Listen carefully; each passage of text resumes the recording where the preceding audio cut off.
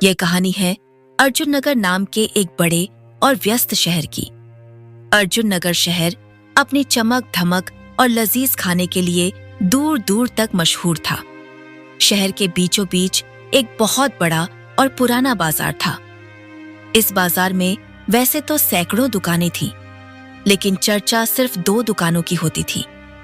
एक थी शहर की सबसे बड़ी और आलीशान दुकान, जिसका नाम था मोहनलाल की शाही बिरयानी, और ठीक उसके सामने सड़क के उस पार एक छोटा सा पुराना सा ठेला लगता था, जिसका नाम था भोला की असली बिरयानी।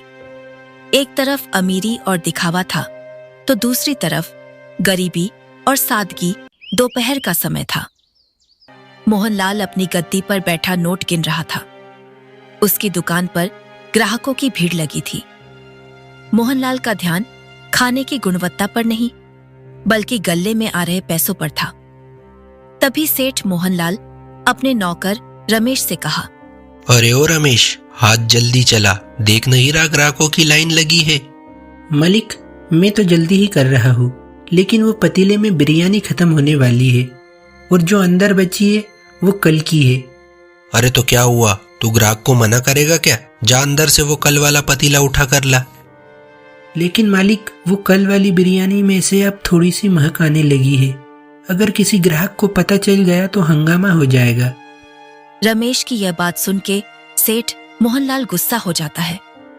चुप कर बेवकूफ, तू मुझे सिखाएगा कि धंधा कैसे करते हैं? तुझे मैंने नौकरी पर रखा है, सलाह देने के लिए नहीं। जा जल्दी लेकर आ वो कल वाला पतीला।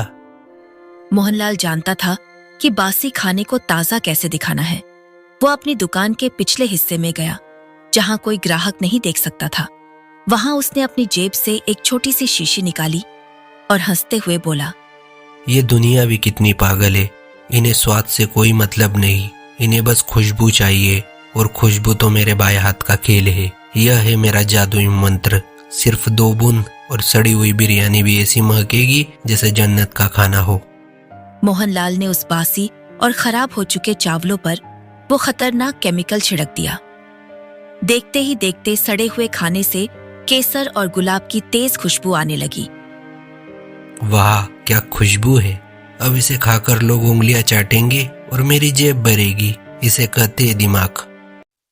वहीं दूसरी तरफ भोलू अपने छोटे से घर में सुबह सुबह मसाले तैयार कर रहा था। उसकी पत्नी मालती उसके पास उदास बैठी थी। सुनिए जी, आज घर में राशन खत्म हो गया है और पिंकू की स्कूल की फीस भी देनी है। आप इतने महंगे मसाले और सबसे महंगे चावल क्यों खरीदते हैं? हम थोड़ा सस्ता सामान भी तो इस्तेमाल कर सकते हैं। मालती, मैं तुम्हारी परेशानी समझ सकता हूँ, लेकिन मेरे बाबूजी हमेशा कहते थे कि खाना सिर्फ पेट भरने के लिए नहीं होता, वह आत्मा की तृप्ति के लिए होता है। अगर मैं चंद पैसों के लिए लोगों को मिलावटी खाना खिलाऊंगा तो ऊपर वाले को मैं क्या मुंह दिखाऊंगा? मैं जानती हूँ आप ईमानदार हैं, लेकिन उस मोहनलाल को देखिए, वो लोगों को कुछ भी खिलाता है और महलों में रहता है, और हमारी परिस्थिति ऐसी है कि हम दाने दाने को मोहताज हैं। धीरज रखो मालती, बेईमानी की कमाई बहुत जल्दी आती है लेकिन टिकती नहीं। ईमानदारी का फल मीठा होता है, देरी से ही सही पर मिलता जरूर है। बाजार खुल चुका था। मोहनलाल की दुकान से केमिकल वाली तेज खुशबू उड़कर सड़क पर आ रही थी। लोग उस खुशबू के पीछे चुंबक की तरह खींचे चले जा रहे थे। भाई साहब, क्या खुशबू आ रही है मोहनलाल सेठ की दुकान से। ऐसा लगता है आज तो शाही दावत होगी। हाँ यार, खुशबू तो गजब है। वो सामने वाला भोला तो सिर्फ 50 की प्लेट देता है, लेकिन उसमें वो मजा नहीं आता जो मोहनलाल की 100 वाली प्लेट में है। चलो वही चलते हैं। इतना कह के वो दोनों मोहनलाल की दुकान की ओर चले जाते हैं। यहाँ भोला अपने ठेले पर ताजी बिरयानी सजाए बैठा था। उसने असली केसर और घी डाला था, लेकिन उसकी हल्की और प्राकृतिक महक मोहनलाल के केमिकल की तेज महक के आगे दब गई थी। भोला की आंखों में मायूसी थी। शाम के वक्त मोहनलाल अपनी दुकान से बाहर निकला। उसने देखा कि भोला का पतीला अभी भी भरा हुआ है और कोई ग्राहक नहीं है। मोहनलाल जोर से हंसते हुए बोला, क्यों भोला भाई, क्या हुआ, आज भी मक्खियाँ ही मार रहे हो? अरे भाई, अगर बिरयानी नहीं बिक रही हो तो मेरे बर्तन यहाँ धोने आ जाओ, कम से कम शाम को 2 वक्त की रोटी तो मिल जाएगी। मोहनलाल की बात सुनकर वहां खड़े कुछ लोग हंसने लगे। भोला का दिल दुखा, पर उसने मुस्कुराकर जवाब दिया, सेठ जी, वक्त वक्त की बात है। मैं कम कमाता हूँ पर रात को चैन की नींद सोता हूँ। मुझे डर नहीं लगता कि कोई मेरी मिलावटी पकड़ ले।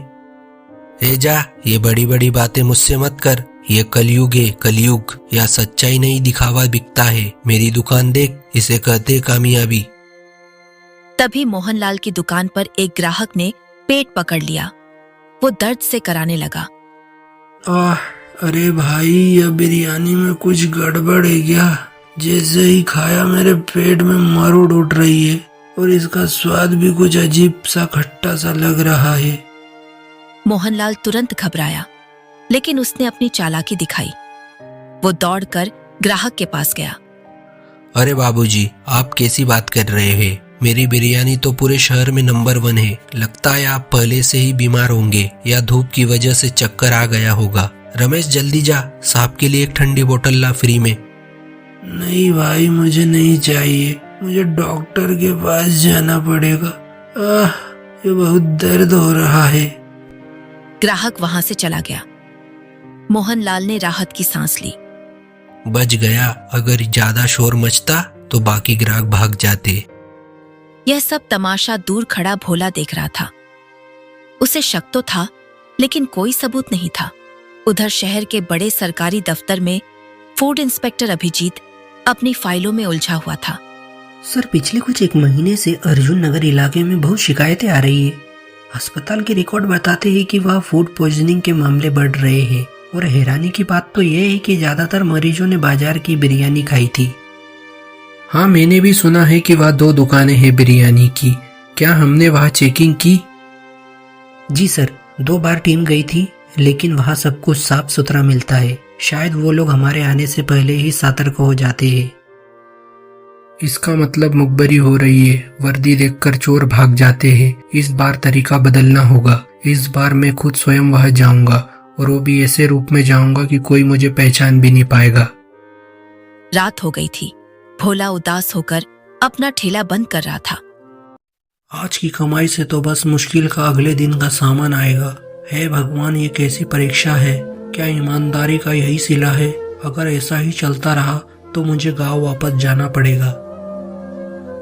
तभी एक भूखा भिखारी भोला के पास आया। बेटा, बहुत भूख लगी है, कुछ बचा है क्या? हाँ बाबा, बहुत कुछ बचा है। आज बिक्री नहीं हुई है। आप बैठिए, मैं आपको भरपेट खिलाता हूँ। खाना फेंकने से अच्छा है किसी के पेट में जाए।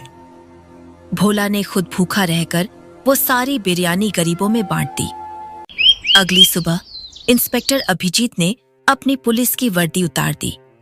उसने फटे पुराने कपड़े पहने। अब वो शहर का सख्त इंस्पेक्टर नहीं, बल्कि एक लाचार बूढ़ा भिखारी लग रहा था।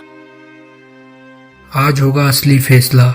आज मैं स्वाद नहीं, इंसानियत परखूंगा। देखूं तो सही कौन क्या बेचता है उस मार्केट में। इंस्पेक्टर अभिजीत बाजार पहुंचा। वो लड़खड़ाते हुए चल रहा था।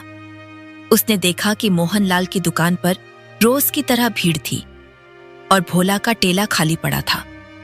अभिजीत ने सबसे पहले मोहनलाल की दुकान का रुख किया। ओ बेटा, ओ सेठ जी। अरे कौन है ये भाई? सुबह सुबह बोनी के वक्त कौन आ गया? बेटा, मैंने 3 दिन से भूखा हूँ। क्या थोड़ा सा चावल मिल जाएगा? भगवान तुम्हारा भला करेगा। तुम्हारी दुकान बहुत बड़ी है बेटा, मुझे थोड़ा सा खाना दे दो, तुम्हारा कुछ कम नहीं होगा। मोहनलाल ने उस बूढ़े को ऊपर से नीचे तक देखा। उसे घिन आ रही थी। अबे हट हट यहाँ से। ये दुकान है, कोई धर्मशाला नहीं। यहाँ पैसे वालों को खाना मिलता है, भिखारियों को नहीं। तू यहाँ खड़ा होकर मेरी दुकान की शोभा खराब कर रहा है। चल निकल यहाँ से। बेटा, ज्यादा नहीं, बस कुछ 1 मुट्ठी ही दे दो। अरे रमेश, ये बूढ़ा ऐसे नहीं मानेगा। इसे वो कल रात की बची हुई खुरचन दे दे जो हम कुत्तों को डालते हैं। वो एक दोने में डालकर दे दे इसे, और यहाँ से भगा इसे। दिमाग खराब कर रहा है कब से। रमेश ने एक गंदे से कागज पर थोड़ी सी बासी बिरयानी रखकर अभिजीत को दिया। अभिजीत ने उसे हाथ में लिया। उसमें से सरांद आ रही थी जिसे मसालों से छिपाने की कोशिश की गई थी। अभिजीत मन ही मन बोला, यह तो चावल पूरी तरह सड़ चुके हैं और इसमें से सिंथेटिक एसेंस मिलाया गया है। यह आदमी पैसों के लिए लोगों की जान से खेल रहा है। तभी इंस्पेक्टर अभिजीत मोहनलाल से पूछा, बेटा, इसका स्वाद तो बहुत कड़वा है। यह तो खराब लग रहा है। मुफ्त की रोटियां तोड़ रहा है और ऊपर से नुस्ख भी निकाल रहा है। चुपचाप खा और निकल, वरना डंडे मारकर भगाऊंगा यहाँ से। अपमान का घूंट पीकर विक्रम वहां से उठा। उसने वो खाना चुपके से अपनी झोली में रख लिया, सबूत के तौर पर। फिर वो लड़खड़ाता हुआ सड़क पार भोला के ठेले पर पहुंचा। बेटा, क्या गरीब को पानी मिलेगा? बहुत प्यास लगी है। अरे बाबा, आप यहाँ धूप में क्यों खड़े हैं? आइए यहाँ छाया में स्टूल पर बैठिए। पानी नहीं, मैं आपको शरबत पिलाता हूँ। आप बहुत थके हुए लग रहे हैं। भोला ने बड़े प्यार से उस बूढ़े आदमी को बैठाया और उसे ठंडा पानी और गुड़ दिया। जुग जुग जियो बेटा, तुम बहुत भले आदमी लगते हो। सामने वाले सेठ ने तो मुझे धक्के मारकर भगा दिया। अरे बाबा, वो बड़े बड़े लोग हैं, उनका बड़ा कारोबार है। मैं तो छोटा आदमी हूँ। आप भूखे लग रहे हैं, क्या मैं आपको लिए खाना लगा दूँ? लेकिन बेटा, मेरे पास तो एक फूटी कौड़ी भी नहीं है। मैं तुम्हें पैसे कैसे दे पाऊंगा? पैसे कौन मांग रहा है बाबा? मेरे पिताजी कहते थे कि भूखे को खाना खिलाना सबसे बड़ी पूजा है। आज मेरी दुकान पर ग्राहक नहीं आए तो क्या हुआ? आज आप मेरे खास मेहमान हैं। भोला एक साफ प्लेट में गर्मा गर्म बिरयानी ली और पूरे आदर के साथ अभिजीत के हाथों में दे दी। लीजिए बाबा, आराम से खाइए और चाहिए तो मांग लेना। अभिजीत ने पहला निवाला मुंह में डाला। चावल का एक एक दाना खिला हुआ था। मसालों का स्वाद एकदम शुद्ध और घर जैसा था। उसमें कोई बनावटी खुशबू नहीं थी, बस प्यार और ईमानदारी की महक थी। बेटा, ऐसा खाना तो मैंने बरसों से नहीं खाया। इसमें तो जादू है। तुम इतना अच्छा खाना कैसे बना लेते हो? फिर भी तुम्हारी दुकान खाली क्यों है बेटा? बाबा, आज का जमाना दिखावे का है। मैं केमिकल नहीं डालता, इसलिए मेरी बिरयानी दूर से नहीं महकती। पर जो एक बार खा लेता है वो खुश होकर जाता है। खाना खत्म करने के बाद अभिजीत अपनी जगह से खड़ा हुआ। उसकी आंखों में अब लाचारी नहीं, बल्कि एक तेज चमक थी। उसने अपनी कमर सीधी की और बोला, भोला, तुम्हारा खाना तो लाजवाब है, पर तुम्हारा दिल उससे भी बड़ा है। भोला उसकी बदलते आवाज सुनकर हैरान हो गया। बाबा, आपकी आवाज अचानक बदल ली? हाँ भोला, क्योंकि मैं कोई भिखारी नहीं हूँ। मैं इस शहर का फूड इंस्पेक्टर अभिजीत हूँ। यह सुनते ही आसपास के लोग भी रुककर देखने लगे। तभी अभिजीत ने अपनी पुलिस की वर्दी पहन लिया। यह देखकर भोला डर गया और घबराते हुए बोला, साहब, आप मुझसे कोई गलती हो गई है क्या? नहीं भोला, गलती तुमने नहीं, उस सामने वाले बेईमान ने की है। तभी इंस्पेक्टर अभिजीत तेजी से सड़क पार करके मोहनलाल की दुकान पर पहुंचे। मोहनलाल अभी भी नोट गिनने में मगन था। अचानक अपने सामने एक सख्त अफसर को देखकर उसके पसीने छूट गए। अरे साहब, आप आइए आइए, क्या सेवा करूं आपकी? बिरयानी खाएंगे क्या आप? तेरी जहरीली बिरयानी मैंने चख ली मोहनलाल। जिसे तूने अभी बासी और सड़ा हुआ कहकर एक बूढ़े को दिया था, वो बूढ़ा मैं ही था। क्या वो आप थे? सर, मुझसे गलती हो गई। सर, मुझे माफ कर दो। मैं तो बस। चुप रह। तूने सिर्फ कानून नहीं तोड़ा, तूने लोगों का सेहत के साथ खिलवाड़ किया है। तेरी दुकान के पीछे वो केमिकल की बोतल मैंने अपनी आंखों से देखी है। तभी कोने में छिपी पुलिस की टीम आ जाती है। पुलिस वालों ने तुरंत मोहनलाल को पकड़ लिया। पूरे बाजार में सन्नाटा छा गया। पुलिस ने मोहनलाल की दुकान से वो सारे केमिकल और सड़े हुए चावल बरामद कर लिए और बोला, इस दुकान को अभी सील कर दिया जाए और इस मिलावटखोर को थाने ले जाओ। इसे अब जेल की हवा और जेल का ही खाना मिलेगा। सेठ मोहनलाल गिड़गिड़ाते हुए बोला, इंस्पेक्टर साहब, रहम करो। मेरी इज्जत है इस पूरे मार्केट में।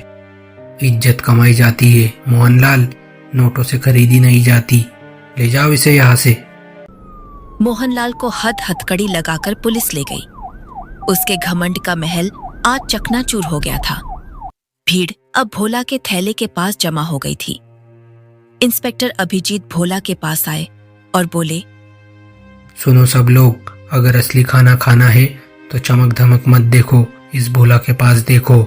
इसने गरीबी में रहकर भी अपना ईमान नहीं बेचा। आज से मैं ऐलान करता हूँ, भोला की बिरयानी शहर की सबसे सुरक्षित और बेहतरीन बिरयानी है। आपका बहुत बहुत धन्यवाद साहब। उस दिन के बाद भोला की दुकान पर पैर रखने की जगह नहीं बची। उसकी ईमानदारी की खुशबू अब पूरे शहर में फैल चुकी थी और वह मोहनलाल जेल की सलाखों के पीछे अपने किए पर पछता रहा था।